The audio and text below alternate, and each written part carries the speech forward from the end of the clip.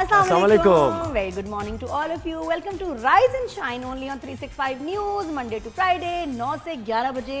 जोहेब हसन तो इधर ही होते हैं और मैं भी नादिया खान. नादिया खान और जोहेब हसन आपके सामने होते हैं और बहुत ज़्यादा आप हमारे शो को पसंद करें. क्या बात है, आपका फीडबैक बहुत अच्छा रहा. नादिया जब भी जो बात करती है तो लोग उस पर रिस्पॉन्स अच्छा बुरा रिस्पॉन्स चलता ही रहता है ना. वो मैं अक्सर रीड कर रहा होता हूँ. कोई बात नहीं यार, अगर कोई किसी को नहीं पसंद आ रहा हमारे कमेंट, ठीक है, लेकिन जिनको अच्छे लग रहे हैं उनको अच्छे लग रहे हैं. तो इट्स योर चॉइस यार. मुझे कुछ सालों से ऐसी आदत है कि अब वो हमने ना एक हमारी वैक्सीन बन गई आर्टिस्ट की, ट्रोलिंग वैक्सीन. हम सबने लगा लिया, कोई फर्क नहीं पड़ता. मुझे एक बात होता है कि ये फिरोज खान के मैसेज क्यों आते हैं इतने, वो मुझे समझ नहीं आता. यकीन करें मैं इतना जो भी आप टॉपिक कर रहे हैं पाकिस्तान और ईरान के मामला, आप कर रहे हैं यूएस और उसमें नीचे आएगा फिरोज खान, पता नहीं क्या ये क्या है. ये फिरोज का ड्रामा चल रहा होता है, मैं उस पे कमेंट हम लोग जब कर रहे होते हैं ना जजेस, तो यू वोंट बिलीव कि हमारी एक हरासमेंट शुरू हो जाती है जिसमें कुछ अजीब से गैंगस्टर कमेंट्स आते हैं. मैंने ऐसे फैंस किसी आर्टिस्ट के नहीं देखे, और अगर ऐसे फैंस हैं तो ये कोई अच्छी बात नहीं है. क्योंकि आपका इससे आपके स्टार का इमेज खराब होता है, कोई आप अच्छा नहीं कर रहे.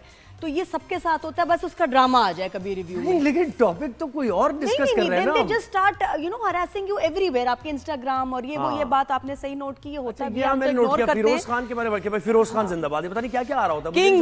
किंग फिरोज, आप उसको प्रमोट नहीं कर रहे हैं. मैं ख्याल एक्चुअली आप फिरोज खान को डैमेज कर रहे हैं. ऐसे फैंस, हम डोनाल्ड ट्रंप की बात कर रहे हैं, आप कह रहे हैं किंग फिरोज. अच्छा मुझे याद आ गया. अच्छा जी, पता है टॉप स्टोरीज क्या है? ये तो एक स्ट्रेंज स्टोरी है. स्ट्रेंज स्टोरी है, मुझे समझ आ रहा था. अच्छा जी, तो अब पहले हम बात करेंगे 20 निकाती जो मुआहदा हुआ है जनाब, और उसमें डोनाल्ड ट्रंप और नेतन्याहू की मुलाकात हुई है और उसके बाद प्रेस कॉन्फ्रेंस भी हुई है और उन्होंने बताया जो माफी मांगी कतर से.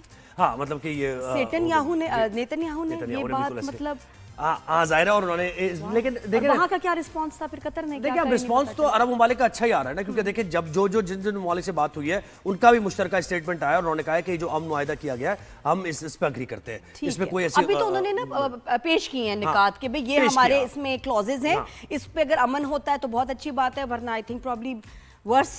बिल्कुल ऐसा ही है. तो जनाब इसकी हम बात करेंगे और फिर ईरानियन स्पेस रिसर्च इंस्टीट्यूट और स्पाको की वर्कशॉप हुई है और उसमें यानी आपको याद होगा हमने 1 महीना पहले किया था कि सैटेलाइट पाकिस्तान ने भेजा और फिर उसके बाद कितना ये जो डिजास्टर्स होते हैं इसमें कितना फायदेमंद हो सकता है. तो climate change and warning system एक तरह से है कि ये जो भी ऐसे नेचुरल डिजास्टर्स हैं इसकी पहले जो है प्रेडिक्शन करके बदलते हुए मौसम चीजें जो भी हो तो उसको बता सकें और लोग प्रिपेयर कर सकें. बिल्कुल ऐसे जो वल्नरेबल एरियाज हैं उनको देखा जाए. और ये ईरान के साथ है जी बिल्कुल. तो हम इसकी बात करेंगे कि भाई ये कितना फायदेमंद हो सकता है आने वाले जो मुमकिन तौर पर अल्लाह के डिजास्टर्स आएंगे. तो उस पर गोल्ड प्राइसेस की बात होगी, बढ़ते जा रहे हैं गोल्ड प्राइसेस और ये तो एक ऐसी इन्वेस्टमेंट है कि अब तो लगता है कि शादी ब्याहों पे लोग जो है ना गोल्ड अफोर्ड कर ही नहीं सकते. It is become so expensive.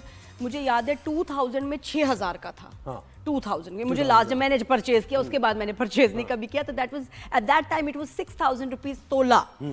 तो और उसके बाद अब देखें आप 20,000 की कोई चेन में बनवाई थी, मुझे याद है मैंने 20 या 25,000 की कुछ. हाँ, अब तो और अच्छी बात है कि दुनिया स्विच भी कर गई है आर्टिफिशियल ज्वेलरी पे काफी हद तक, मतलब इधर उधर पहनने के लिए. लेकिन फिर भी कुछ ना कुछ तो चाहिए होता है. जो इन्वेस्टमेंट के लिए ले रहे हैं, जो इसमें ट्रेड कर रहे हैं, उनके लिए अच्छी खबर है, बुरी खबर है पता नहीं. और महंगा हो गया, सस्ता हो गया. उनके देखिए ना, ये तो महंगा ही होगा. अगर ये सस्ता भी हो गया फॉर द टाइम बीइंग तो महंगा ही होगा, और महंगा हुआ है अभी, सस्ता नहीं हुआ. महंगा हुआ. और मौसम का अगर आपको बताएं तो मैं आपको बताऊं, एक पत्ती भी नहीं हिल रही.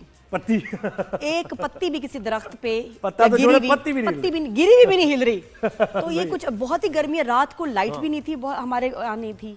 बहुत सारे घरों में, बहुत सारे एरियाज में लाइट नहीं थी. एरिया में लाइट नहीं थी? हाँ, हमारे नहीं थी. और मैं इसलिए नहीं सोई कि भी जनरेटर में डीजल ना खत्म हो जाए. सही है. मुझे तो पता नहीं कितना डीजल है, उस चक्कर में सारी रात जागी रही और पता चला डीजल था.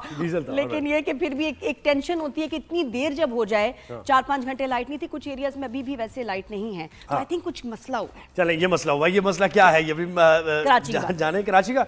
अच्छा, बीसीसीआई क्या आईसीसी में जा रहा है भाई? बीसीसीआई क्या और क्यों जा रहा है? वो कह रहा है कि हमें ट्रॉफी नहीं दी. हाँ, टॉफी. हम ट्रॉफी की बात कर रहे होंगे. ट्रॉफी कह रहे होंगे. ट्रॉफी के लिए तो इंतजार किया. चेयरमैन ने, जो कि एशियन क्रिकेट काउंसिल के हैं, उस वक्त खड़े हुए मौजूद थे और कहते हैं आए भाई आके आप ट्रॉफी लें अपनी. लेकिन वो ले नहीं रहे थे. लेकिन अब वो कह रहे हैं हमें दी ही नहीं. अब हम मोहसिन नकवी से नहीं लेना चाह रहे थे तो हमें क्या मतलब देना ही नहीं था क्या? लेकिन बिहेवियर और दिमागी तवाज़ुन के हिसाब से तो ये छोटे बच्चे लग रहे हैं. तो मैं ख्याल इनको टॉफियां दे देनी चाहिए थी कि घर ले जाओ बेटा, मोदी को भी दे देना, उसके साथ शेयर करना. हॉरिबल मैं कहती हूँ ये इनका बिहेवियर रहा. स्पोर्ट्समैनशिप के बगैर स्पोर्ट्स इज जीरो. बिल्कुल जीरो है। और वो भारत ने जो है एक नई मिसाल कायम की है। वेरी एम्बैरेसिंग, एक बार फिर अपना मजाक उड़वाया है दुनिया के सामने। और आईसीसी का वुमेन्स इवेंट भी अब शुरू हो गया है, श्रीलंका और भारत का मुकाबला है, तो पाकिस्तान की टीम भी इसमें है।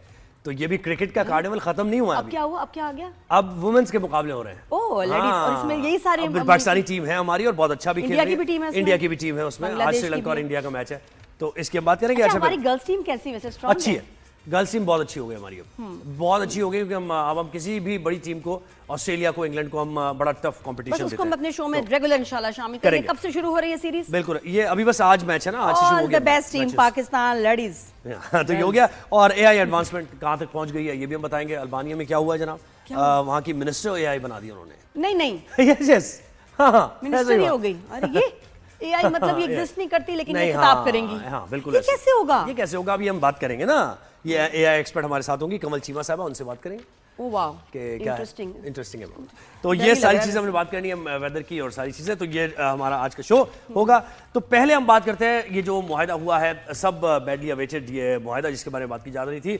अमेरिकी सर डोनाल्ड ट्रंप ने इस्राएली वजीर आजम नेतन्याहू से मुलाकात की और उसके बाद मुआहिदा हुआ है या मुआहिदे के अभी मुआहिदे के निकात बता दिया। और जो मुश्तरका जो ज्वाइंट कम्युनिके अरब ममालिक का भी आया है, ठीक है, इंक्लूडिंग पाकिस्तान, जो ममालिक है, जो इन्फ्लुएंशियल ममालिक है, उन्होंने कहा है कि बहुत अच्छा मुआहिदा, हम इस पर तस्लीम करते हैं। अच्छा, इन्होंने सबने पढ़ा है और उसको समझा कि ठीक है। जी, उन्होंने समझा कि ठीक है, लेकिन हमास की तरफ से बस ये आया है कि हमास कह रही है कि हम इसको जरा रीच करेंगे, थॉरली उसको देखेंगे कि भाई क्या है इस मुआहिदे के अंदर, डिस्कस करेंगे हम, जरा क्लॉजेस जानने बड़े जरूरी हैं। तो गजा जंग बंदी के हवाले से बड़े इसमें ऐलानात किए गए हैं। अमेरिकी सदर डोनाल्ड ट्रंप ने इस्राएली वजीर आजम बेंजामिन नेतन्याहू के साथ मुलाकात के बाद एक मुश्तरका प्रेस कॉन्फ्रेंस की है और ऐलान किया कि नेतन्याहू ने उनके जो दिए गए 20 निकात थे गजा आम मंसूबे को लेकर, उसको कबूल करने पर आमादगी जाहिर कर लिया। अच्छा, इसमें क्या है, इसमें यह है कि पहले तो आप जबरी तौर पर इनखला नहीं करेंगे। ठीक है, ये पॉइंट ज़रा बता रहे हैं क्या है। गजा के लोग जो वहां पर मौजूद हैं, जो मुसलमान हैं, उनको आप जबरी इनखला नहीं करेंगे उन इलाकों से, वेस्ट बैंक से। उनके ऊपर बॉम्बिंग वगैरह कोई वायलेंस नहीं करेंगे और जबरी तौर पर उनको निकालेंगे भी नहीं। अच्छा, फोर्स करके जबरदस्ती निकालेंगे नहीं। ठीक है, ठीक है। दूसरी चीज ये है कि रिहेबिलिटेशन होगी वहां, यानी इंफ्रास्ट्रक्चर की दोबारा तामीर की जाएगी।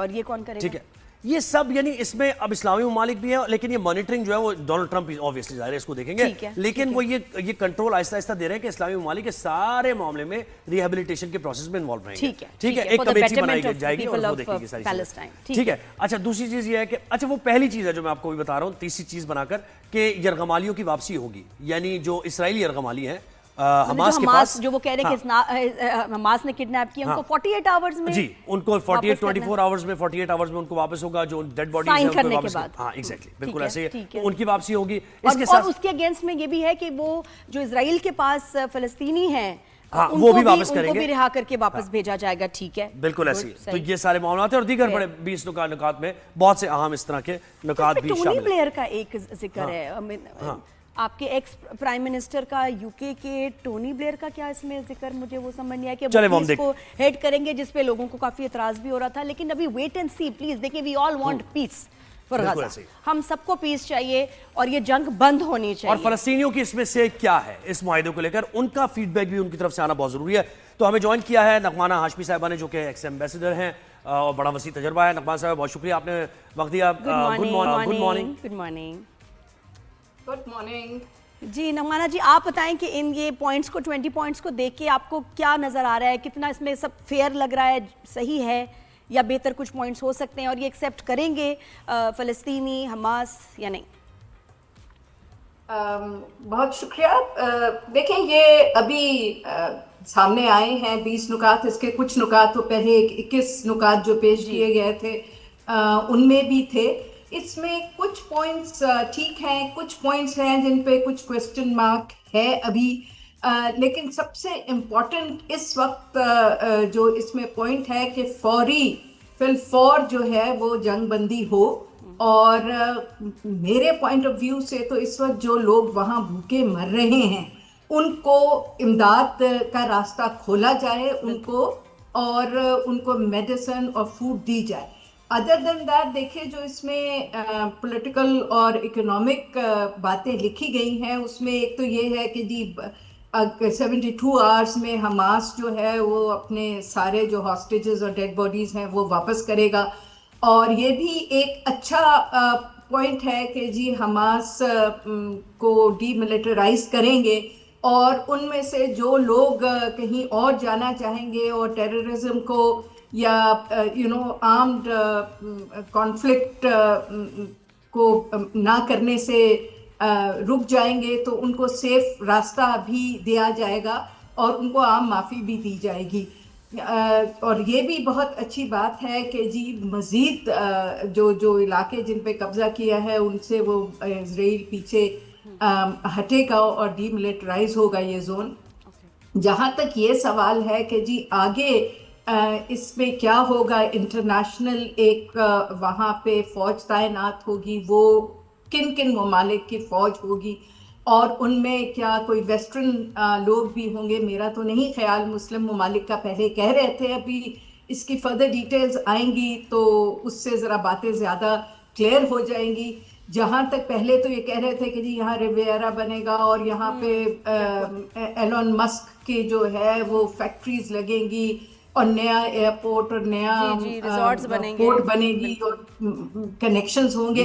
अब कुछ वो आया है कि जी इकोनॉमिक डेवलपमेंट होगी, लेकिन क्या इसी अंदाज पे होगी, तो क्या वो बाकी मुस्लिम ममालिक को कबूल होगी, फ़लस्तीनियों को कबूल होगी?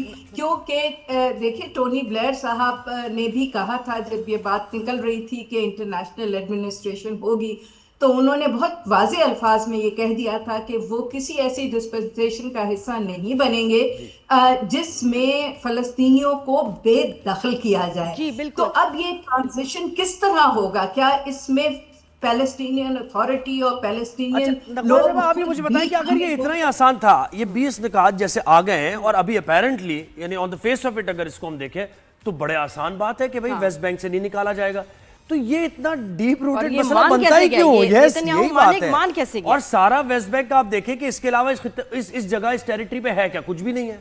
तो इसराइल कैसे उन इलाकों का कंट्रोल दे देगा फलस्तीनियों को दोबारा? आप समझती हैं इतना आसान था ये मामला?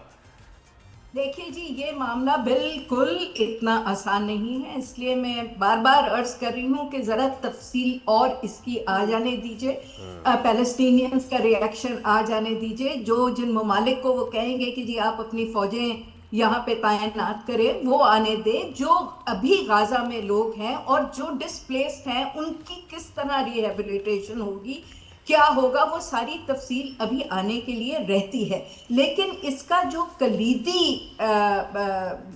पॉइंट है मेरे नाकिस राय में, वो ये है कि किसी किस्म का कोई प्लान लॉन्ग टर्म फायदा मंद नहीं होगा जब तक पहले आप 2 स्टेट जो रेजोल्यूशन है वो नहीं इसका निकालेंगे। क्योंकि इस तरह तो देखे ना, उन्होंने कह दिया कि जी अगर 72 घंटे में ये नहीं हुआ और अगर इस मुआहदे की कोई खिलाफ वर्जी हो तो नेतन्याहू जो चाहे वो कर ले। तो वो तो वही डिसाइड कर रहे हैं, वो तो किसी चीज का एविडेंस उसको चाहिए नहीं, he can attack whenever he wants. और मुझे तो नगमाना जी ये भी हो रहा था कि ये हमास जो अभी इस वक्त डिस्कशन में किस मुल्क में ये आएंगे, जो पास्ट में हुआ है, जैसे पीछे चुरा घोंपा है और कतर में अटैक किया है हमास की, हालांकि वो सीज फायर के लिए आए हुए थे, तो अब कैसे कहीं ये इकट्ठे होंगे for this discussion? Israel can not be trusted. इसकी बहुत डिटेल्स चाहिए। अब वो प्रोबेबली देखने में तो एकदम से आता है कि शायद कुछ यमन चले जाए, कुछ और इर्द गिर्द के इलाकों में चले जाएं, लेकिन ये कोई एंड रेजोल्यूशन तो नहीं है। एंड रेजोल्यूशन उस वक्त ही होगा जबकि जैसे ओस्लो अकॉर्ड में तय हुआ था कि 2 स्टेट्स हों और फलस्तीन की कंटिगुअस टेरिटरी हो और उसका जो कैपिटल है अल-कुद्स अल-शरीफ हो। ये तो देखें ना, एक बैंडेज आप लगा रहे हैं क्योंकि आप भी इस वक्त बहुत फंस गए हैं, पूरी दुनिया आपके खिलाफ है, हर कोई फलस्तीन वो कर रहा है। तो आपके ऊपर इस वक्त ट्रंप के ऊपर भी बहुत ज्यादा प्रेशर है, विद इन अमेरिका बहुत ज्यादा। जी ईरान का भी रिस्पांस देखना होगा ना, अभी ईरान का भी रिस्पांस देखना होगा, वो भी नहीं आया अभी। बिल्कुल जी, ईरान का भी रिस्पांस देखना होगा। ईरान को तो पहले ही उन्होंने बेदखल कर दिया, मुस्लिम ममालिक इतने बुलाए और उन जो उसमें सबसे इम्पोर्टेंट पार्टी इस वक्त ईरान था। क्या वो जो ट्रंप साहब की मुस्लिम ममालिक के सरबराहान से मुलाकात हुई उसमें ईरान तो नहीं था? ठीक है ना। फलस्तीनियों को यूएन में जाके अपना मुद्दा बयान करने के लिए वीजा नहीं दिया गया, जो कि इतनी वायलेशन तो देखिए इसमें बहुत सारी चीजें, इसमें अभी शादियाने बजाने की कोई बात मुझे नजर नहीं आती आप बिल्कुल से अब हमारा जी एक पॉइंट हो सकता है कि ट्रम्प साहब कह रहे हैं कि जी हम इसको डेवलप करेंगे एरिया को। अब ठीक है, जब बिल्डिंग्स खड़ी करेंगे और वो उसके ओनर्स ही इजरायली होंगे तो फिर क्या करेंगे? किसके नाम पे वो बिल्डिंग्स होंगी, वो डेवलपमेंट होगी? बहुत यही मैंने आपको अर्ज किया है ना, डार्क एरियाज हैं। अगर वो उसको रिवियरा बनाएंगे और उसमें जो है वो इंटरनेशनल तो फिर उनकी तो ना हुई ना जमीन, उसमें वो अपनी बेस बनाना चाह रहे हैं। मे बी पीसफुली उसको बेस बनाना चाह रहे हैं। लेकिन एक होता है इन्वेजन ऑफ पीसफुली। हाँ, ये मतलब एक तरीके से स्ट्रेटजी इन्वेजन है। उनको बिल्कुल हर तरफ से हाथ पैर बांध के कंपनियां, उनकी स्पाइस का वहां पे ढेर होगा। तो उसका फिर क्या, जब तक independent sovereign state of Palestine का मसला हल नहीं होता, ये सब विंडो ड्रेसिंग है। तो इसका मतलब हमारी डिस्कशन का नतीजा ये निकला है कि हमें मोहतात अंदाज में इस पे कोई भी रिएक्शन कि भाई अग्री करते हैं नहीं करते हैं, ऑफिशियल मौक़िफ़ हमारा ही होना चाहिए। हमने तो वो ट्रम्प साहब ने खुद कहा है कि जी हमारे प्राइम मिनिस्टर और सिपा सालार तो बिल्कुल एग्री इससे करते हैं। लेकिन देखना ये है, यस हम सब अमन चाहते हैं और हम चाहते हैं, हम इसको सपोर्ट करेंगे to certain extent, you know. और उसमें सबसे बड़ी बात यह है कि अगर ये 2 स्टेट रेजोल्यूशन के बगैर सारा कुछ जा रहा है तो ये तो एक किस्म का another trap, maybe another trap। कब्जा करने के बिल्कुल, ये एक और ये वो बताया ना कि पीसफुल इन्वेजन हो सकती है, ट्रैप हो सकता है मुसलमान ममालिक को ये इंप्रेशन देने के लिए कि जी हम तो आपके फेवर में काम कर रहे हैं, because we all want peace. अरे क्या फेवर में काम कर रहा है वो देखिए ना, उन्होंने क्या किया लीबिया का, क्या किया इराक का। एग्जैक्टली, इकोनॉमिक वॉरफेयर है। अब उस तरीके से देखें, अब हमला करने के भी तरीके कन्वेंशनल चेंज हो गए ना, अब तो इस तरीके से इकोनॉमिक वॉरफेयर भी। बहुत शुक्रिया नगमा साहब, आपने वक्त दिया। बहुत शुक्रिया, आप भी नजर रखें। लेकिन देखिए बड़ी इंटरेस्टिंग हमारी और बड़ी इंपॉर्टेंट ये डिस्कशन हुई और इसमें वाकई ये बात निकल कर सामने आई कि अभी it's too early to commit anything about this, ये जो पैक्ट हुआ है हमारा, सही है ना? इसके बहुत डार्क एरियाज हैं, बहुत बट्स एंड इफ्स हैं और उसके सही जवाब आना बड़ा जरूरी है। ये डिटेल्स नहीं होंगी तो आई डोंट थिंक सो कि हमास फलस्तीनी जो है लोग इसको मानेंगे भी। जी, तो एक ब्रेक लेते हैं हम यहाँ पर, ब्रेक के बाद वापस आएंगे, कहीं जाएगा नहीं, देखते रहिए। Keep watching, good morning.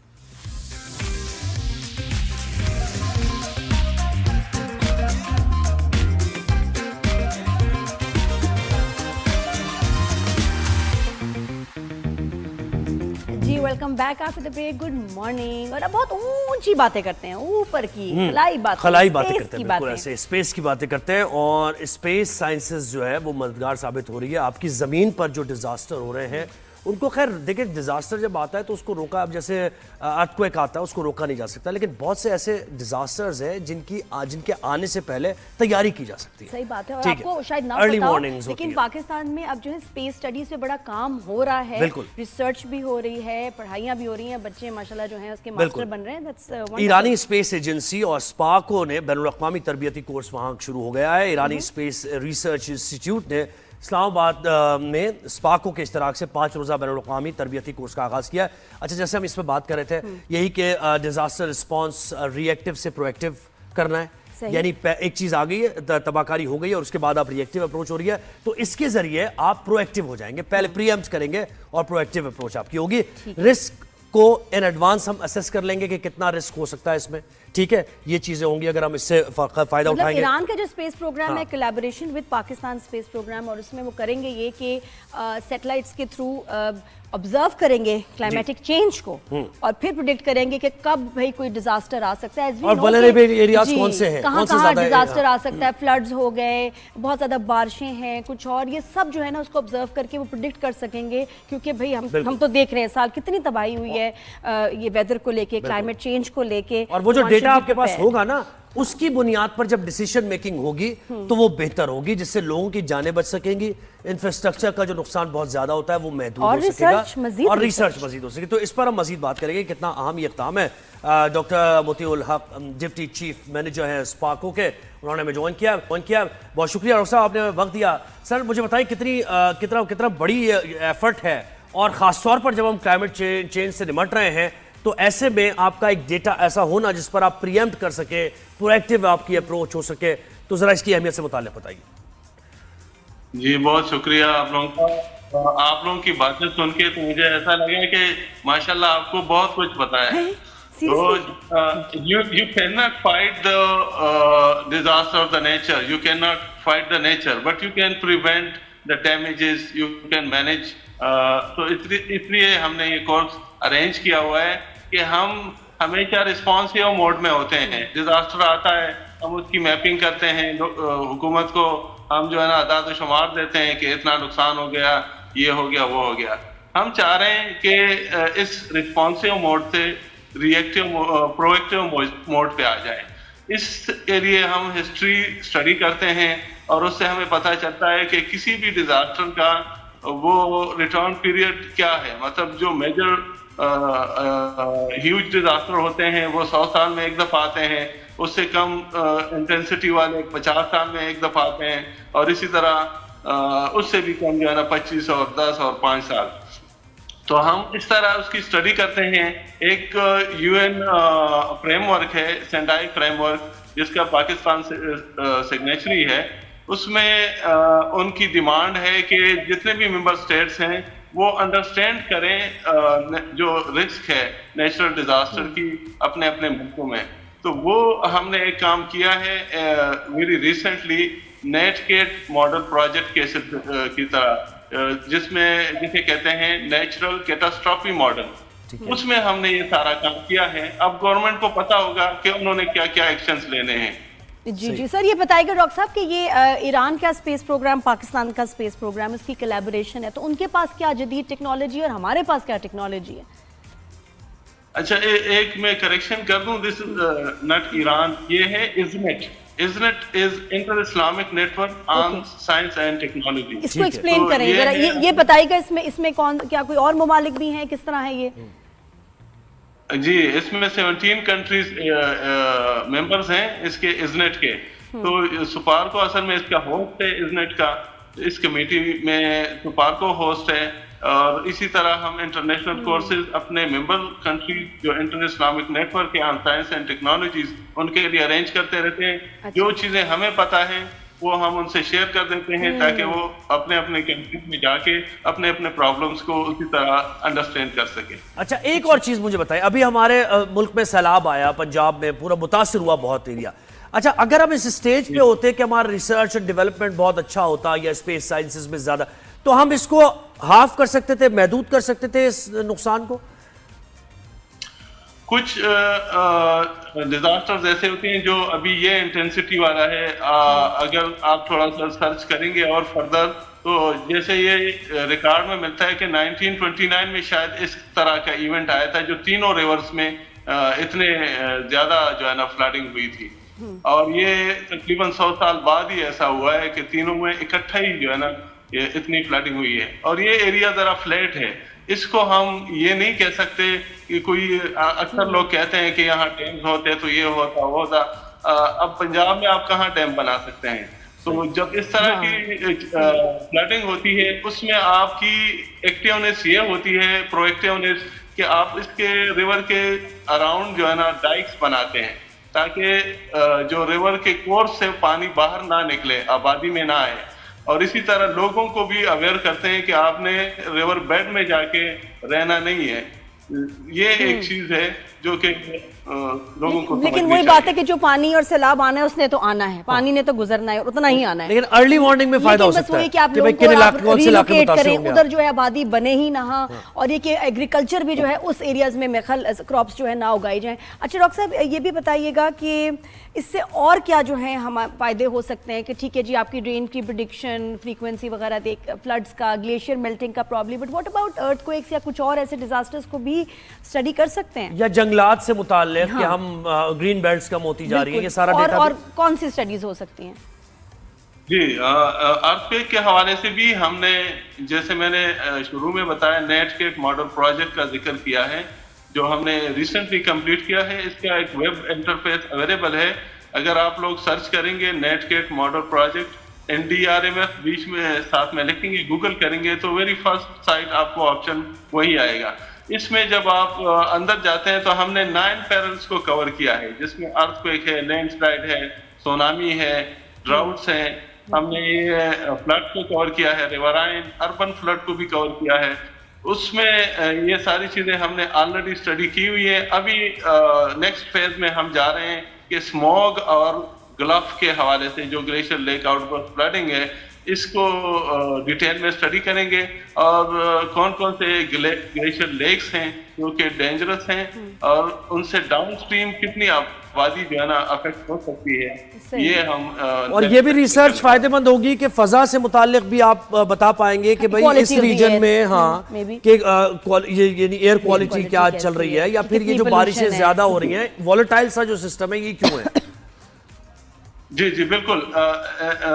Unfortunately Pakistan सबसे ज्यादा अफेक्टी है क्लाइमेट चेंज का, क्योंकि कंट्रीब्यूटर्स तो कोई और हैं, जो डेवलप्ड कंट्रीज हैं, जो एमिशंस में हिस्सा उनका सबसे ज्यादा है, लेकिन इम्पैक्ट उसका हम पे ज्यादा है, क्योंकि वेरी फ्रीक्वेंटली आप लोग मीडिया वाले सब जानते हैं कि 2010 का फ्लड आया, फिर 11 का भी आया, 12 और 13 में सेंड में आया, इस तरह 2022 का, और ये तो ये बड़े फ्रीक्वेंटली आ रहे हैं और एक्सट्रीम उसमें आ रहे हैं।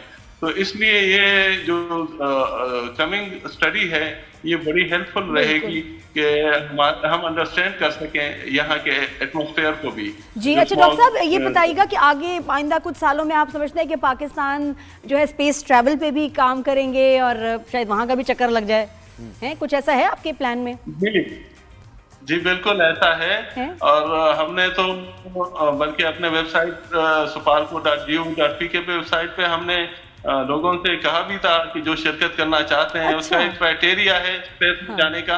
चाइनीज के साथ हमारा एक बंदा जाएगा पाकिस्तान से, इंशाल्लाह होपफुली नेक्स्ट ईयर हो, तो नहीं तो उससे 2027 के शुरू में शायद हो। ज़ुहैब भी इंटरेस्टेड है। ये तो ज़ुहैब का तो मैं एंट्री फॉर्म भरूंगी, प्लीज आप मुझे भेज दीजिएगा एक एंट्री फॉर्म। अच्छा, अब लाइटर नोट पे बात हो ही रही है तो मुझे बताएं कि चांद क्यों नहीं नजर आता हमें?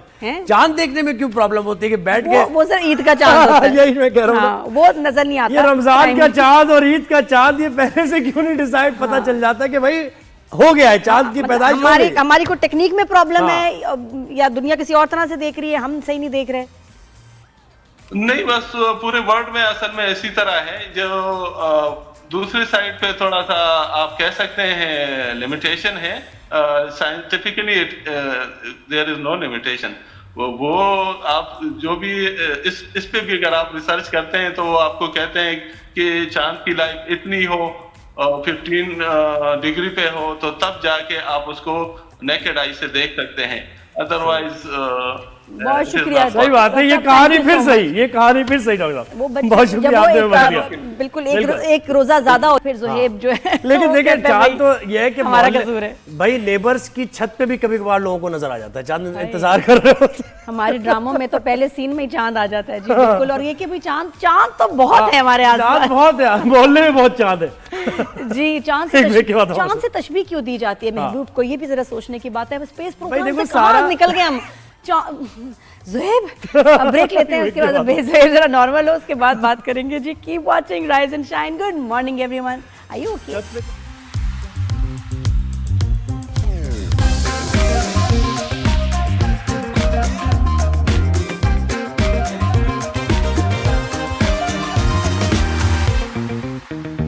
जी welcome back after the break. और खेल कूद ही अब रह गया है क्रिकेट में, कंट्रोवर्सी आफ्टर है, यानी एक के बाद एक, अभी एक खत्म नहीं होती दूसरी शुरू हो जाती है। अच्छा, इसमें हुआ ये है कि इंडिया जीत गया, एशिया कप जीत गया इंडिया, ठीक है। अब उसके बाद ग्राउंड में क्लोजिंग सेरेमनी होनी थी और कप लिफ्ट करना था विनिंग टीम को और उसके बाद मेडल्स वगैरह मिलने थे। अच्छा, इंडियन टीम तो बैठी रही ग्राउंड में, पाकिस्तान टीम भी बैठी रही। अब जब सेरेमनी शुरू हुई तो एशियन क्रिकेट काउंसिल के चेयरमैन, जो कि पीसीबी के चेयरमैन भी है, मोहसिन नकवी, पहुंचे कि भाई ट्रॉफी मैंने देनी है। इंडिया पहले कह चुका था कि हमने इनके हाथ से ट्रॉफी नहीं लेनी है। तो काफी देर इंतजार के बाद फिर उन्होंने ये कहा कि भाई इस ट्रॉफी को ले जाएं आप अंदर, क्योंकि इंडियन टीम तैयार नहीं है लेने के लिए। बिल्कुल सही कहा उन्होंने, अपने मौके पर सही थे, वो कायम थे। तो खैर उसके बाद ये इस तरह तो क्लोजिंग सेरेमनी हो गई और बड़ा बदमजगी इसमें, और सबने उस पर कमेंट भी किया कि बहुत गलत हुआ इस तरह। अब बीसीसीआई ये कह रहा है और बीसीसीआई आईसीसी में गया है कि हम क्योंकि एशिया के चैंपियन हैं तो ये ट्रॉफी हमें मिलनी चाहिए, और हम मोहसिन नकवी से नहीं लेना चाहते। इसका मतलब ये नहीं है कि हमें ट्रॉफी ही ना मिले। तो वो कंप्लेन किया उन्होंने आईसीसी में मोहसिन नकवी के मतलब खिलाफ इनके कोई कि ये अब्बू जी गलत का, रवैया अब्बू जी हैं सारे, उनका सिलसिला चल रहा है जी। क्रिकेट के, सारे उस पे राज है इनका। जी। एशिया कप आपका है, you own it, you make the rules, you break the rules, ऐसे कैसे हो? अच्छा मैं आपको बताऊं, अंदर वहाँ इंडिया में भी इसकी कुछ लोग मुखालफत कर रहे हैं। शशि थरूर का मैं सुन रही थी उनका बयान, पॉलिटिशियन है वहाँ के, और वो कह रहे थे कि भाई अगर आपको मसला है तो खेले ही ना, खेलना ही नहीं चाहिए था। कि अगर जंग की हार की आपको तकलीफ है, जो कि इनको है भी, तो उसमें फिर खेलना, जब खेला है, जब खेल लिया है साथ, तो फिर स्पोर्ट्समैनशिप और कोड का ख्याल रखें। ये हुई है बदतमीजी, ये बिल्कुल ऐसे ही है। तो नवंबर में हो रहा है आईसीसी का इजलास, और उस इजलास में एहतजाज भी किया जाएगा और मोहसिन नकवी को चेयरमैनशिप से हटाने की बात होगी एशियन क्रिकेट काउंसिल के। तो इस पर हम बात करेंगे। और आज से शुरू हो रहा है जनाब, नहीं तो मैं समझे कि हम ही नहीं खेलेंगे, बस सीधी बात है। अगर ये ऐसा करेंगे हम खेलेंगे। विमेन वर्ल्ड कप भी खेलना आज से नहीं शुरू हो रहा है। चाहिए आपको पता है कि इंडिया 5 तारीख को पाकिस्तान इंडिया का मैच है विमेन वर्ल्ड कप में। ये कहाँ है आप? ये कहाँ हो रहा है? मैं तो इधर ही हूँ, बताइए मैच कहाँ हो रहा है? इंडिया में हो रहा है, हाइब्रिड मॉडल के तहत हो रहा है, क्योंकि पाकिस्तान ज़ाहिर है, पाकिस्तान ने कहा कि हम भी नहीं जाएंगे इंडिया, तो पाकिस्तान के मैचेस कोलंबो में होंगे सारे, लेकिन इंडिया इसका होस्ट है, हाइब्रिड मॉडल के तहत ये हो रहा है। तो 5 तारीख को इंडिया और पाकिस्तान का मैच भी है, 2 को बांग्लादेश से पाकिस्तान का मैच है। Senior sports journalist anchor person Yahya Husaini ने हमें ज्वाइन किया है। याया, अस्सलाम वालेकुम, गुड मॉर्निंग, कैसे हैं आप?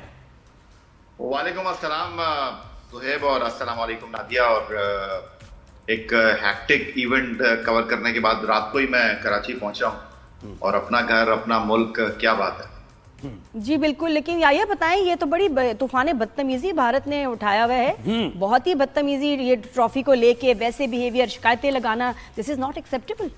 दुनिया को भी बुरा लग रहा है, हर एक को बुरा लग रहा है।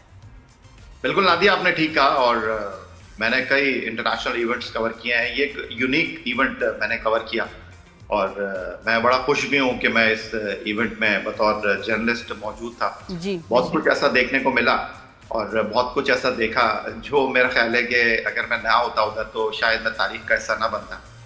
और ऑनेस्टली स्पीकिंग, अगर मैं आपके साथ एक बात शेयर करूं, और इस बात को मैंने बड़ी शिद्दत के साथ महसूस किया, ना भारत के लोग बुरे हैं, ना भारत के क्रिकेटर बुरे हैं। इवन सूर्या कुमार यादव, जो कि इस वक्त टॉक ऑफ द टाउन है, वो बहुत अच्छे इंसान है। मैं जितना उनसे मिला हूँ प्रेस कॉन्फ्रेंस में, बहुत अच्छे अंदाज में गुफ्तगू करते हैं, लाइट मूड में गुफ्तगू करते हैं।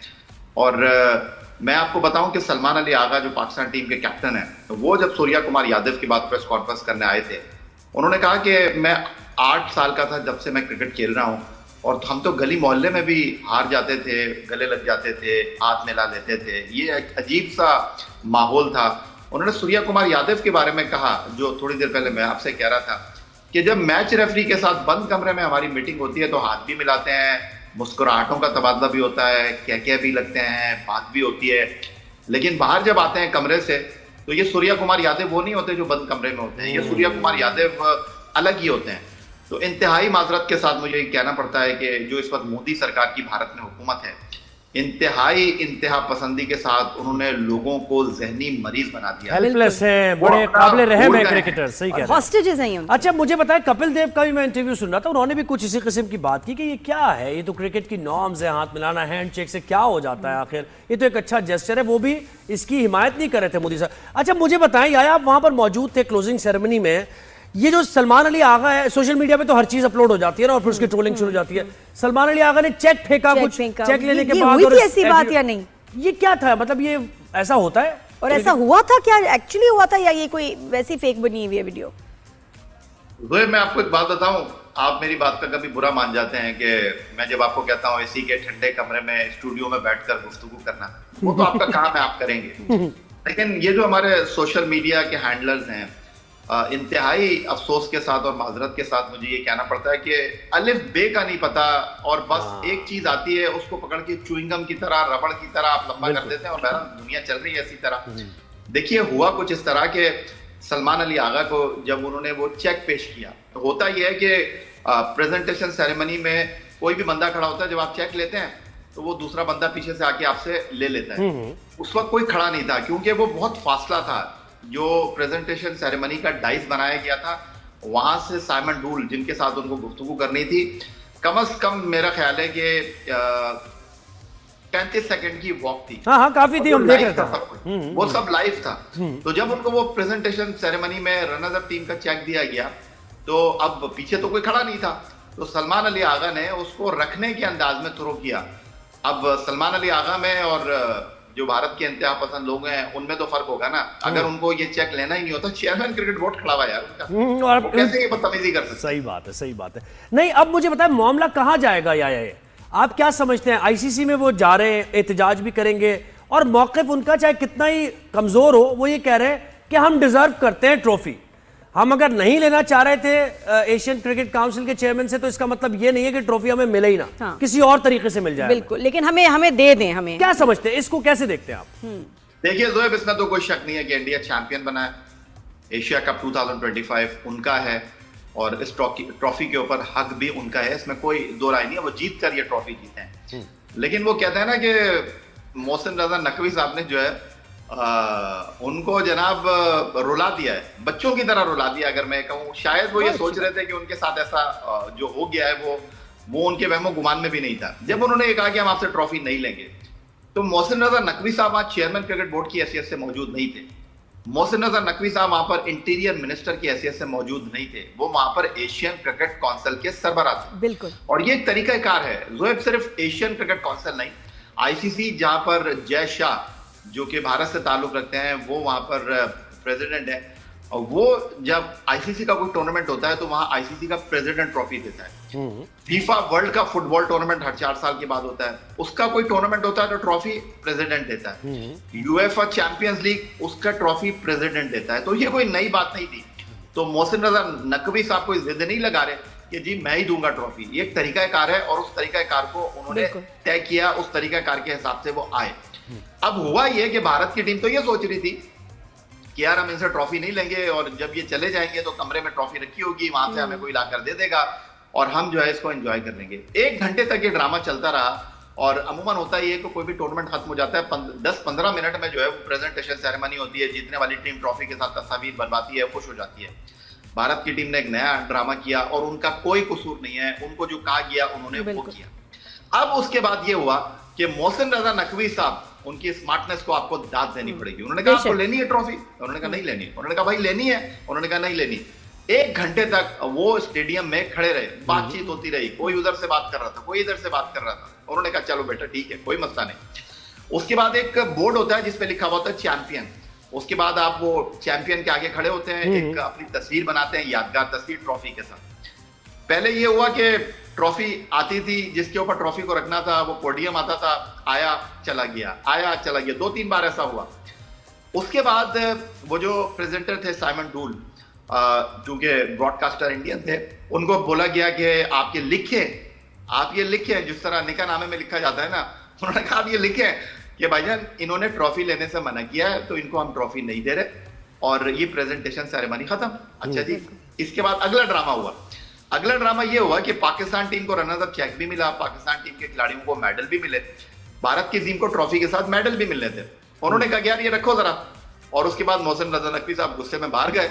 उन्होंने कहा ये गाड़ी की डिग्गी खोली, उन्होंने कहा यार ये रखो जरा, गाड़ी की डिग्गी में ट्रॉफी भी रखो, मेडल भी रखो, और गए और एशियन क्रिकेट काउंसिल का जो दफ्तर आईसीसी के ऑफिस के साथ ही है, वहां पर उसको रखा और लगाया ताला।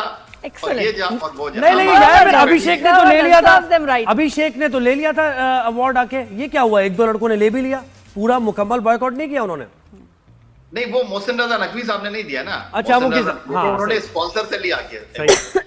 वो तो अगर वो भी बेचारों की गाड़ी चली जाती, वो भी ट्रॉफी चली जाती, तो वो भी नहीं आते ना स्टेज पर, अगर इतने आपको गैरत। अच्छा, वहां से उनको गुस्सा भी चढ़ रहा है, कह रहे हैं जी हम शिकायत भी करेंगे, हम कंप्लेन कर रहे हैं, ये हद है। तो मेडल्स कहाँ हैं? वो अभी किधर है? ट्रॉफी नहीं लेनी, एशियन क्रिकेट काउंसिल की कस्टडी में है वो मेडल्स और वो ट्रॉफी। जी बिल्कुल। अब ये थोड़ी होगा कि आप 4 बंदे लेकर आएंगे और ट्रॉफी और मेडल उठाकर लेकर चले, ऐसे नहीं होता भाई। दुबई में है, कानून है, कवानीन है, और आपने नहीं लिया।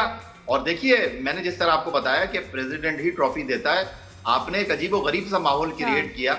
आप के कैप्टन कह रहे हैं कि हमने ड्रेसिंग रूम में डिसाइड किया, आपके बीसीसीआई वाले कह रहे हैं कि हमने इसलिए डिसाइड किया कि मोहसिन रजा नकवी साहब जो है वो पाकिस्तान की हुकूमत के रिप्रेजेंटेटिव हैं। बिल्कुल है पाकिस्तान की हुकूमत के रिप्रेजेंटेटिव, लेकिन वहां पर वो पाकिस्तान की हुकूमत के रिप्रेजेंटेटिव की हैसियत नहीं थे, वो एशियन क्रिकेट काउंसिल के प्रेसिडेंट की हैसियत से। बिल्कुल।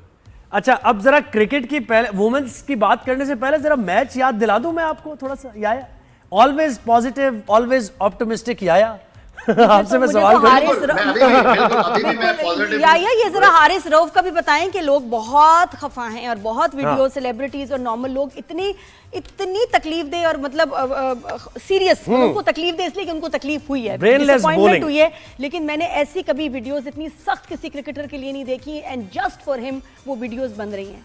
तो ये आके कैसे लोगों को फेस करेंगे? और लोग कह रहे हैं कि जी मैच हारे ही हारिस रऊफ की वजह से।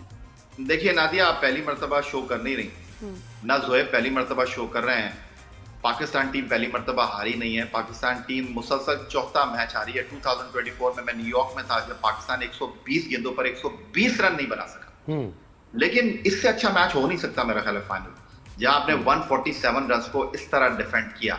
बिल्कुल आपने वजह फरमाया, हमारी टीम की कारकर्दगी, बल्लेबाजों की कारकर्दगी, कप्तान की कारकर्दगी, मिड ऑर्डर की कारकर्दगी, बिल्कुल उसके ऊपर सवालिया निशान है। बिल्कुल अकाउंटेबिलिटी होनी चाहिए, कप्तान की होनी चाहिए, कोच की होनी चाहिए, खिलाड़ियों की होनी चाहिए। दे आर प्रोफेशनल्स, इनको लाखों रुपए मिलते हैं, करोड़ों रुपए मिलते हैं खेलने के। ये नहीं खेलेंगे, आप किसी और को लेकर आ जाइए। अब आ जाते हैं मैच के हवाले से। देखिए, मैं उस वक्त भी आपको कह रहा था 21 सितंबर को 171 रन करके आप मैच नहीं जीत सके। हमारे कप्तान फरमा रहे थे कि 20 रन शॉर्ट थे। मेरा ये कहना था अगर आप T20 मैच में 120 गेंदों पर 172 रन डिफेंड नहीं कर सकते तो 200 रन भी आप डिफेंड नहीं कर सकते। लेकिन भारत की टीम घबराई हुई थी, डरी हुई थी। शुभमन गिल, अभिषेक शर्मा, कप्तान सूर्या कुमार यादव, संजू सैमसन 45 रन के हदफ के ताकुब में 20 रन पर आपने तीनों को पवेलियन लौटा दिया था। उसके बाद हमारे बॉलर्स ने, कप्तान ने अच्छी फील्डिंग की, कप्तान ने शानदार कप्तानी की।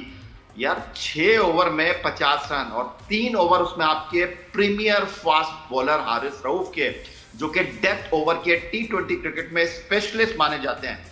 और मुझे लगता है कि वो डर गए, मुझे लगता है कि वो घबरा गए, मुझे लगता है कि वो प्रेशर में आ गए। और देखिए, इसीलिए कहते हैं कि आपका जो काम है ना, आपको वही काम करना चाहिए। आपका काम खिलाड़ी की हैसियत से खेल में अपने आप को मनवाना था।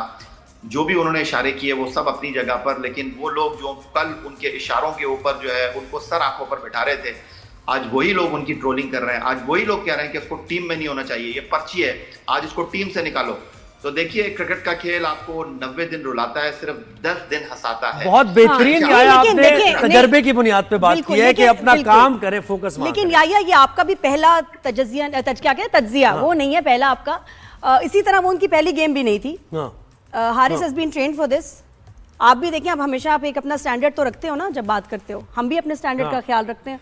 We are trained for this, हमारा काम ही यही है, हमें करना ही सिर्फ ये है। तो उनका काम भी यही है। और इतना बुरा कंटिन्यूअसली एक्सपीरियंस भी जबकि है, नए नहीं हैं आप, हाँ, नए नहीं हैं आप, बिल्कुल। इतना बुरा परफॉर्म करना और एंड में भी, तो लोग तो फिर खफा होंगे ना।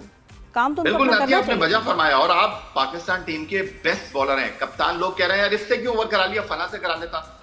यार कप्तान ने कैलकुलेशन की हुई थी, कप्तान ने आपके ओवर बचाकर रखे हुए थे। आप यही हारिस रऊफ थे ना, बांग्लादेश के खिलाफ डंडे उड़ा दिए थे इन्होंने। तो हारिस रऊफ तवक्कुआत पर पूरा ना उतरे। सिंपल और आसान फॉर्मूला है, आप इनको टीम से ड्रॉप करें। ये हारिस रऊफ ने पहली मर्तबा नहीं किया है, बाय द वे मैं आपको बता दूं। बिल्कुल। इंडिया में 2023 में भी इनकी पिटाई लगी थी। Exactly। मेलबर्न में विराट कोहली ने 2022 में भी इनको मैच में पाकिस्तान को 18 गेंदों पर 48 रन करके उन्होंने दे दिए थे। वो जो बैक फुट पे छक्का था ना, वो जो बैक फुट पे छक्का मारा था स्ट्रेट, यहाँ याद है ना आपको, बैक फुट पे जो विराट ने छक्का मारा था इसमें। तो फिर तो यानी बार बार साबित कर चुके हैं। देखिए, ये आपने मुझसे इतना बाबर ही आजम होता को है। टीम से निकाला ना नादिया, आपने बाबर आजम को निकाला, रिजवान को निकाला। जिस तरह मैंने आपको बताया कि 120 गेंदों पर न्यूयॉर्क में आप 120 रन नहीं कर सके, आपने निकाल दिया उनको टीम से बाहर। तो देखिए, पाकिस्तान में क्रिकेटर बहुत है। आपने हारिस रऊफ को मौका दे दिया ना, अब हारिस रऊफ नाम के ऊपर, रफ्तार के ऊपर कब तक आप इनको खिलाते रहेंगे? निकालें उनको टीम से बाहर। लेकिन ये नहीं होना चाहिए कि बाबर आजम को आप टीम में लेकर आए, आप रिजवान को टीम में लेकर आए, एक को निकालें, एक दरवाजे से दूसरे दरवाजे से लेकर आ जाए। नहीं, इस तरह आपके पास लॉजिक होनी चाहिए। बिल्कुल सही। और यॉर्कर लेंथ, आपने यॉर्कर की प्रैक्टिस ही नहीं करते आप, लगता है फेल हो गए यार, फेल हो गए वो, उनको निकालें आप। बिल्कुल। अच्छा याया, अब जरा अपनी लड़कियों की बात करते हैं ना। वुमेन्स वर्ल्ड कप भी शुरू हो गया है। ICC women's cricket world cup, और 5 तारीख को हमारा इंडिया से मुकाबला है, 2 को बांग्लादेश से। तो क्या चांसेस हैं हमारे इस वुमेन्स वर्ल्ड कप में? थोड़ा सा कहीं ना कहीं हमें मिलेगी खुशी, ये जो लड़कों ने डिसअपॉइंट किया? जोएब, देखें, क्रिकेट में तो खैर कुछ भी हो सकता है जब तक लास्ट बॉल डिलीवर ना की जाए। लेकिन ये जो लोग बात करते हैं ना कि यार पाकिस्तान और इंडिया की क्रिकेट में बहुत गैप है, स्टैंडर्ड है, उस दिन अगर पाकिस्तान की टीम लिटा देती ना इंडिया को, फिर मैं पूछता कि गौतम गंभीर कितने बड़े कप्तान है, अभिषेक शर्मा कितने बड़े बैट्समैन है, अनफॉर्चुनेटली हम हरा नहीं सके। लेकिन खवातीन क्रिकेट में इंडिया, आपको ये मानना पड़ेगा कि बहुत आगे हैं। एक अपसेट ही होगा, एक जादू ही होगा कि फातिमा सना की क़यादत में हमारी खवातीन टीम अगर इंडिया को हरा दें। लेकिन कम से कम उनको जो है फाइट करना चाहिए, उनको अच्छा मुकाबला करना चाहिए। 5 अक्टूबर को ये मैच है और वहां पर भी यही ड्रामा होगा। हाँ, बिल्कुल, हो खवातीन सकता खिलाड़ी है। हाथ नहीं मिलाएंगी, जी। खवातीन खिलाड़ी आपस में बात नहीं करेंगी मैच के बाद, जो या फिर अगर इसी तरह आपने क्रिकेट खेलनी है हाँ, तो ना खेलो ना फिर आप क्रिकेट यार। बिल्कुल क्या नहीं आप मैच के बाद ड्रामेबाजी कर रहे हो? ये तो बिल्कुल ऐसा ही मामला है कि आपको शादी का दावतनामा आया, वो पुराने रूठे हुए रिश्तेदार होते हैं ना, शादी में भी आते हैं, शादी को खराब भी करते हैं। हाँ, सही है, बिल्कुल सही। सही कह रहे हो। Thank you so much. मुझे लास्ट मोमेंट पे काट दिया, मुझे तो व्हाट्सएप ही था। लेकिन आना भी है, आना भी भी है। इंडिया ने क्रिकेट टीम ने बहुत खेलना शुक्रिया भी है। याया, आपने वक्त एक दिया। बात मुझे क्लियर याया ने बड़ी बताई कि बाकी जो क्रिकेट टीम है इंडिया की, वो मोदी की हॉस्टेज है। हाँ, अच्छा, इसमें और जो वो कर रहे हैं, जो कह रहे हैं, वो उनको करना और कहना पड़ रहा है। तो ये भी देख लें। अच्छा, इसमें पता है क्या होता है, एम्बैरेसमेंट कब होती है कि जब आपकी हुकूमत ये कहेगी हालात बेहतर होते हैं, सारे टॉक्स होती हैं, जब वक्त बदलता है तो फिर आप हाथ मिलाने आएंगे पाकिस्तान से, तो वो एम्बैरेसमेंट असल में होगी। और पता मुझे ठीक है, यहाँ तो ऐसा काम ना करें आप जिससे फिर आपको here I embarrassment feel so proud to be a Pakistani, और हमारी गवर्नमेंट और हमारे इदारे कि कभी ऐसा कुछ कहा ही नहीं। किसी extreme स्पोर्ट पे में जाके कहीं नहीं, हाँ। जाएं तो कभी कोई इंस्ट्रक्शंस या फीड किया हो ऐसे बोलना, ये वो नहीं। हमेशा ये कि सही खेलो, बेस्ट खेलो, और तमीज और कोड और स्पोर्ट्समैनशिप का ख्याल रखना है। कि that's why we are proud Pakistanis माशाल्लाह। चलो एक ब्रेक लेते हैं, ब्रेक के बाद वापस आएंगे, कहीं जाइएगा नहीं।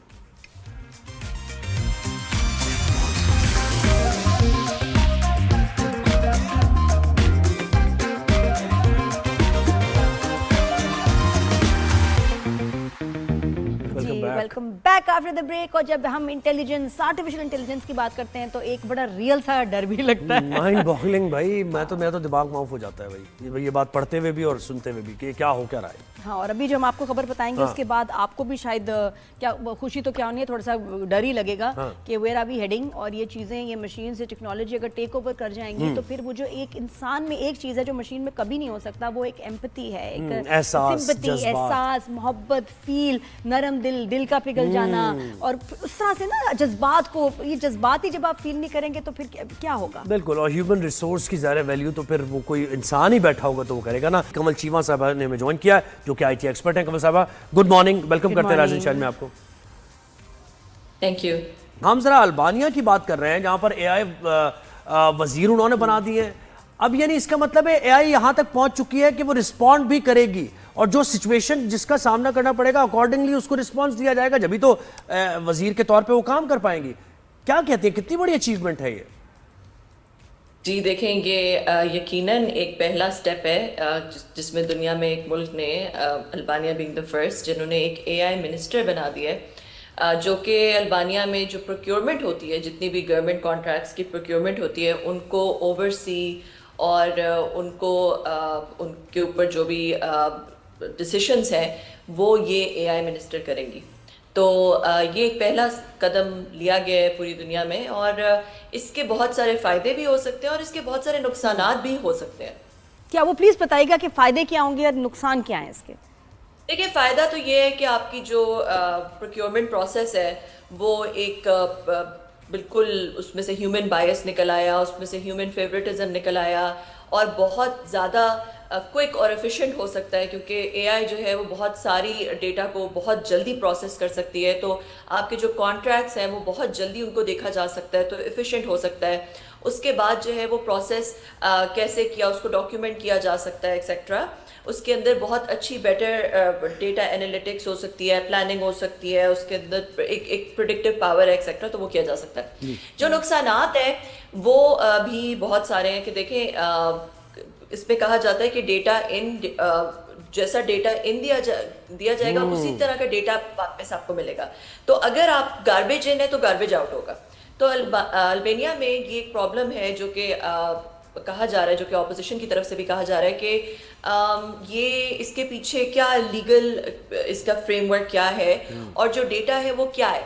तो अगर ऐसा डेटा दिया जाए जो कि पहले ही बायस्ड हो, जो कि पहले ही सर्टेन क्लासेस को फेवर करे, तो फिर जो है वो ऑब्वियसली जो एआई का डिसीजन होगा वो उस डेटा पे ही बेस्ड बिल्कुल, होगा। ये इंपॉर्टेंट पॉइंट है। देखिए अल्बानिया में करप्शन के खात्मे के लिए ये लेकर आए हैं मिनिस्टर। तो मुझे बताएं कि आप जो डेटा देंगे जिन लोगों के बारे में, उसी को प्रोसेस करके और वही और एक दूसरा भी फैक्टर हो सकता है, चले भी तो एक मिनिस्टर है, उसके बाद ये ट्रेंड चला और बहुत सारे मिनिस्टर्स आ गए। कितनी भी टेक्नोलॉजी एडवांस हो, हमेशा हैक हो सकती है। इमेजिन वो हैक हो गई है ना, हैक होगी तो क्या कहेंगे मिनिस्टर्स को, हमने ऑफ कर दिया अभी। मतलब आप तो फिर तो पावर आपके हाथ में है ही नहीं। ये कितनी डेंजरस बात है कि हैक होके उसमें उससे गलत चीजें करवाई जाएं। एक तो हैक होने का मसला है, साइबर सिक्योरिटी के जो रिस्क हैं वो हैं। दूसरा उसके अलावा जो रिस्क है वो ये भी है कि जो भी उसके डिसीशंस हैं, बहरहाल उनके जो भी रेपरकशंस हैं, उसके लिए लायबल कौन है। ठीक है, तो अगर अब एआई को तो लायबल नहीं कर सकते ना, जो भी डिसीजन होगा वो डिसीजन ठीक नहीं होता, कल को उसमें मसले हो जाते हैं, कल को उसकी वजह से बहुत सारी कोई प्रॉब्लम्स हो जाती हैं, राइट्स हो जाते हैं, तो उस डिसीजन की रिस्पॉन्सिबिलिटी किसके पास है? ये एआई के पास। यानी अगर आप एआई जज आ जाए, कोई फंसे को आर्गुमेंट, अगर एआई जज आ जाए और उसको कोई फैसला ऐसा दे दे कि किसी को सजाए मौत मिल जाए, तो उसका कौन रिस्पॉन्सिबल? अच्छा मुझे बताएं कि ये ह्यूमन एफिशिएंसी भी तो खत्म हो रही है ना इससे, कि आपने सोचने समझने की सलाहियत, अपने माइंड की एक्सरसाइज, आपकी ब्रेन की एक्सरसाइज होती थी, वो नहीं हो रही। अब हम एआई में डाल के सब कुछ रिसर्च भी ले लेते हैं, हर चीज ले लेते हैं, तो ये तो बहुत बुरा इंसानी अलमिया भी है। तो एक देखिए ऑलरेडी इस पे स्टडीज होना शुरू हो गई हैं कि जो जब आपकी ब्रेन एक मसल की तरह है और उस मसल को आप जितना ज़्यादा, आपने ये देखा होगा कि बॉडी में किसी भी मसल को आप जितना ज़्यादा एक्सरसाइज करते हैं उतनी ही वो मसल डेवलप होती है, और जब आप उस मसल को एक्सरसाइज करना छोड़ देते हैं तो वो अनफॉर्चुनेटली स्टेल होना शुरू हो जाती है और उसकी जो कैपेसिटी है उस मसल की वो कम होना शुरू हो जाती है। इसी तरह आपने देखा होगा कि जो हमारे पुराने ज़माने के बड़े बूढ़े लोग थे, उनको अगर आप कोई मैथ प्रॉब्लम दें तो बहुत जल्दी सॉल्व कर लेते थे, मगर अब आजकल हम और हमारे बच्चे जो है वो क्योंकि कैलकुलेटर्स पे हमारा इतना ज़्यादा ओवर रिलायंस हो गया कि हम मैथ के मेंटल मैथ बहुत जल्दी नहीं कर सकते। तो इसी तरह ये जो एआई है उसने इंटेलिजेंस इटसेल्फ को कमोडिटाइज कर दिया। इंटेलिजेंस इटसेल्फ जो है वो अब आपके फिंगर टिप्स पे आ गई है। आप पहले जाते थे, आप किसी बड़े स्कूल में जो है वो बहुत बड़ी फीसें देते थे और आप एक स्किल सीखते थे। हाँ, और अब वो स्किल खत्म कर दी है, अब सिखा रहे हैं कैलकुलेट कैसे करना है बस। आपकी जो इंटेलिजेंस थी उसकी वजह से आपको कोई नौकरी मिला करती थी, ठीक है, कि क्योंकि आप ये बहुत इंटेलिजेंट हैं तो इसलिए आपको जजमेंट करना आता है तो आप जज बन गए, आपको डॉक्टरी आती है तो आप डॉक्टर बन गए, आपको फलां चीज आती है, आपने ये पढ़ा है, आपने इंजीनियरिंग पढ़ी है तो आप इंजीनियर बन गए। अब एआई ने उसी चीज को कमोडिटाइज कर दिया है कि हर एक के पास उसका एक्सेस। लेकिन अकमल साहब आप आईटी एक्सपर्ट हैं, जब आप ये बात कर रही हैं तो इसका मतलब इसके प्रोज जो हैं वो तो सब अपनी जगह रखे रह गए। ये जो इसका एक नेगेटिव पहलू है तो सब पे डोमिनेट कर गया। और बिल्कुल बड़ा अच्छा, मैं कमल देख रही थी, जेम्स कैमरॉन ने कोई एक स्टेटमेंट दी कि 1984 में जो टर्मिनेटर फिल्म बनी थी, हमने उसी में बताया था कि जी एक वक्त आएगा कि जंगे मैन वर्सेस मशीन उनमें होंगी और सबसे बड़ा इंसान का दुश्मन ही मशीन होगा, ये रोबोट्स होंगे, एआई होगा। 1984 में उन्होंने बताया था। देखो नादिया, बहुत ज्यादा इसके ऊपर बातचीत की जा रही है कि जो भी फिल्में पुराने जमाने में बनी, there not so much fantasy any more, इतना ज्यादा फिक्शन नहीं रही वो, क्योंकि ये ऑलरेडी कहा जा रहा है कि 2030 तक AGI आ जाएगा, which is artificial general intelligence. उसके बहुत कम देर बाद आर्टिफिशियल सुपर इंटेलिजेंस आ जाएगी, जो कि अब हमें पता भी नहीं है कि वो क्या क्या कर सकती है, क्योंकि हमारे इंटेलिजेंस AGI जब आएगा तो वो ह्यूमन इंटेलिजेंस उसके बाद ऊपर जाना शुरू हो जाएगा। तो उस वक्त जो है वो AI, अभी ये बहुत बड़ी डिस्कशन पूरी दुनिया में चल रही है, और जॉर्ज हिंगस्टन, मो गॉडर्ट, ये जो लोग जिन्होंने AI के जो पायनियर्स हैं, जिनको फादर ऑफ AI कहा जाता है, वो लोग ये अलार्म बेल्स रिंग कर रहे हैं कि भाई जिस तरह से हम इसमें चल रहे हैं। और अमेरिकन सेनेट में एक बिल भी तजवीज़ किया गया था, जिस बिल में ये कहा गया था कि आप 6 महीने के लिए AI की जितनी भी डेवलपमेंट है उसको रोक दें, और इसके ऊपर रेगुलेशन को देखें कि क्या रेगुलेशन आनी चाहिए। मगर वो बिल जो है वो फिर उसके बाद US सेनेट में पास नहीं हो सका। इस पे एक्चुअली इलॉन मस्क ने भी इस बिल को सपोर्ट किया था, मगर बाद में वो पास नहीं हो सका। वो ना पैसा, इतना पैसा इसको पास कराएंगे, सोचिए कि हमें पता भी नहीं होगा, पता है प्रेसिडेंट्स रिप्लेस हो जाएंगे विद रोबोट, बिल्कुल प्रेसिडेंट की तरह शक्ल होगी, और वो फिर कहेगा कि आई एम अनाउंसिंग वॉर, इधर हमला कर दो, इधर न्यूक्लियर मार दो, क्या करेंगे? बहुत खतरनाक बात है। ब्रेक लेते हैं, ब्रेक के बाद वापस आते हैं। Keep watching, good morning.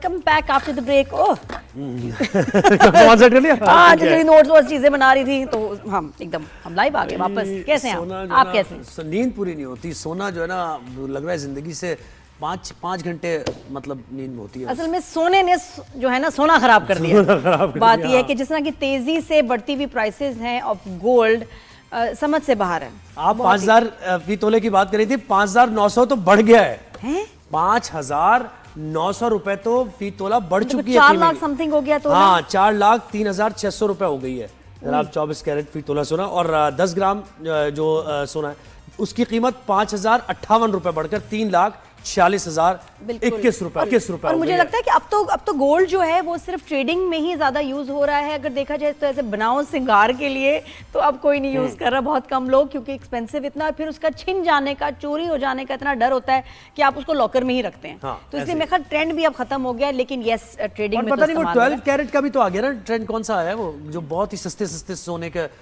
या मैं मुझे नहीं पता ज्यादा। वो इस तरह के भी ज्वेलर्स है। वो जो गोल्ड का पानी चढ़ा गोल्ड का दिया पानी उस चढ़ा वाले, के, वो हाँ, ठीक वो है वाला भी पहनने चढ़ा वहनने के। के लिए, लेकिन ट्रेडिंग में आपको बताऊं गोल्ड जो है बहुत ज़्यादा इस्तेमाल होता है, लोगों को बहुत फ़ायदा भी होता है। और शायद उनके लिए ये एक अच्छी खबर होगी जिन्होंने इन्वेस्ट किया था कुछ अर्सा पहले, गोल्ड लेके रखा हुआ था, वो बड़े खुश होंगे, ओहो चढ़ गया जी और प्राइसेस चढ़ गई। बिल्कुल ऐसे ही। और देखें पुराने वक्तों में तो लोगों को खैर इतना अंदाजा भी नहीं था कि इतने पैसे बढ़ जाएंगे, इसके लाखों रुपए में चला जाएगा, 4 लाख तक पहुंच जाएगा, 4.5 लाख। तो उनका खैर फायदा हो गया इसमें। उन्हें पता नहीं था, अंदाजा भी नहीं था कि सोने लाइक की आई कीमत सेड कि बढ़ अब जाएगी। ये ट्रेड कमोडिटी है और उसमें इस्तेमाल होती है, तो ज़्यादा ये इसी के लिए रह गया, ये बार्ड्स लेना, चीज़ें लेना। तो बस ये क्या कह सकते हैं, अब हमने तो बहुत अरसा पहले ही लेना छोड़ दिया था बड़े gold। लोगों की बातें हमें फर्क नहीं पड़ रहा अब कहाँ हम जा तो रही है सिर्फ प्राइस। बता रहे हैं यहाँ बैठ के, बातें बड़े लोगों की हैं भाई। हाँ, लेकिन हमारा क्या है इसमें, हमारा कोई अच्छा, ताल्लुक मजे नहीं की है। बात है कि जितनी भी आप स्टोर्स में जाए ना गोल्ड के, हाँ। कहीं गोल्ड नहीं रखा होता, इमिटेशन रखा होता है। Imitation कहते हैं रखा अगर आप कहेंगे तो हम आपको बना देंगे गोल्ड में। लेकिन अब लोग सही है। क्योंकि इतनी चोरियां मॉल्स वगैरह भर में होती हैं, बिल्कुल ऐसे ही। तो लोगों ने अब जो है ना रियल सेट भी रखने छोड़ दिए हैं। हाँ। लेकिन अगर आप यूए की गोल्ड मार्केट में जाएं, ज़ुहैब, इतने सोने के अभी भी वहां बहुत रिवाज है, लोग शौक से पहनते भी हैं, ले भी सकते हैं। ये लंबे सेट, लॉ एंड ऑर्डर का वहाँ पे लंबे मसला उस तरह नहीं है ना, उन्हें कमाल। पता नहीं है। लेकिन शौक मैं कह रही हूँ कि इतना हैवी गोल्ड के सेट जो मतलब शुरू होते हैं यहाँ से तो पैरों तक जा रहे होते हैं, बिल्कुल। तो वो भी एक हैरानकुन बात होती है तो कि यार गोल्ड इतना प्राइसेस शौक जनाब और बढ़ती इतना जा रही available। है। 5,900 फिर बढ़ गई है कीमत, 4,03,600 रुपए पर आ गई है। अब ये कहाँ तक जाएगी कीमत कुछ नहीं पता। और अब आप गोल्ड पहनना, गोल्ड के बारे में सोचना भी छोड़ दें। चिलगोजे मुझे याद आ रहे हैं गोल्ड हाँ, से। नहीं अब तो लोग कुछ बनवाते भी हैं तो बजट बता देते हैं कि इसमें जितना भी, कोई कहते हैं बिल्कुल छींटा सा आएगा गोल्ड का, कोई बात नहीं छिलका सा बना दें, छिलका सा बना लेकिन ये कि मेरा बजट तो यही है। हाँ, तो इस ऐसे तरह से मामलों के लिए होगी, इट्स फाइन। मुझे लगता है कि अब अच्छी बात है नॉर्मल गोल्ड वेयर में कि अब imitation jewellery is not considered कि जी ओह हाय इसने क्या पहना है, वो भी एक स्टाइलिश और ग्लैमरस चीज बन गई है। किसी को परवाह नहीं होती है एज लॉन्ग एज कि आपका अच्छा पहना हुआ कुछ इमिटेशन हो, it's fine. You are not expected to wear gold बहुत जगह। तो लेकिन तो बहरहाल ये है महंगा हो सारी गया। कहानी। बस अब कहानी खत्म हुई, कल हमसे मुलाकात होगी। फीडबैक देते रहिएगा। नादिया और ज़ुहैब को इजाजत दीजिए। अल्लाह हाफिज। अल्लाह हाफिज, गुड मॉर्निंग।